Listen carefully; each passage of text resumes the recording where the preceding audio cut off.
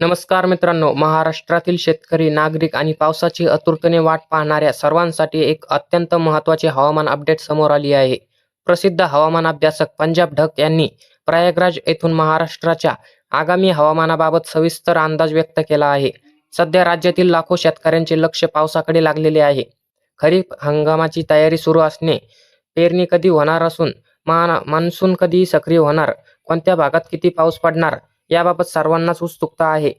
याच पार्श्वभूमीवर पंजाब ढग यांनी महाराष्ट्रातील विविध भागांबाबत महत्त्वाचे निरीक्षण नोंदवले आहे. त्यांच्या मते राज्यातील वातावरणात मोठे बदल सुरू झाले असून अनेक भागांमध्ये पावसाची शोषक परिस्थिती तयार होत आहे. विशेषतः म्हणजे विदर्भ, मराठवाडा, पश्चिम महाराष्ट्र, उत्तर महाराष्ट्र आणि कोकण पट्ट्यात पुढील काही दिवसांमध्ये हवामान सातत्याने बदल दिसून येऊ शकतात. पंजाब ढग यांनी दिलेल्या माहितीनुसार 31 मे पासून राज्यातील अनेक भागांमध्ये पावसाची सुरुवात होण्याची शक्यता आहे. काही भागांमध्ये विजांच्या कडकडाटासह पाऊस पडू शकतो, तर काही ठिकाणी ढगाळ वातावरणात कायम राहू शकते. हा पाऊस सर्व जिल्ह्यांमध्ये एकाच वेळी होणार नाही, तर टप्प्यामध्ये विविध भागांमध्ये त्याचा प्रभाव दिसून येऊ शकतो. शेतकऱ्यांसाठी ही बाब विशेष महत्त्वाची मानली जात आहे, कारण खरीप हंगामाची तयारी अंतिम टप्प्यात आली आहे.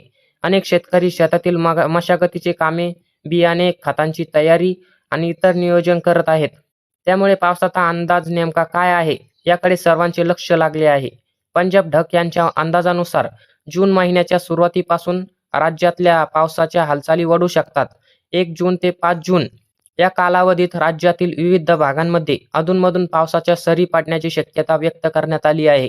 काही भागांमध्ये चांगला पाऊस, तर काही भागांमध्ये हलक्या ते मध्यम स्वरूपाचा पाऊस पडू शकतो. त्याचबरोबर त्यांची मान्सूनबाबतची महत्त्वाचे संकेत दिले आहेत. त्यांच्या मते 7 जून ते 14 जून किंवा 15 जून या कालावधीमध्ये महाराष्ट्रातील अनेक भागांमध्ये मान्सून सक्रिय होण्याची शक्यता आहे.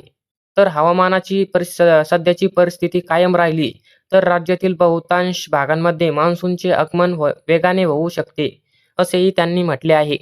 कोकण, मुंबई, पुणे, रायगड, रत्नागिरी, सिंधुदुर्ग, सातारा, सांगली, कोल्हापूर या भागांमध्ये तुलनेने अधिक पावसाची शक्यता व्यक्त करण्यात आली आहे.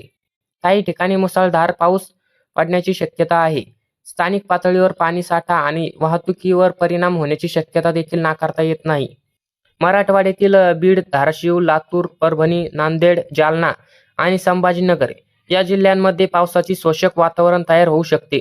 तर विदर्भातील अनेक जिल्ह्यांमध्ये मे महिन्याच्या अखेरीपासून ते जून पहिल्या आठवड्यात पावसाच्या सरी पडण्याची शक्यता त्यांनी व्यक्त केली आहे. उत्तर महाराष्ट्रातील नाशिक, धुळे, नंदुरबार आणि जळगाव या जिल्ह्यांमध्येही हवामानात बदल होऊन पावसाचे प्रमाण वाढू शकते.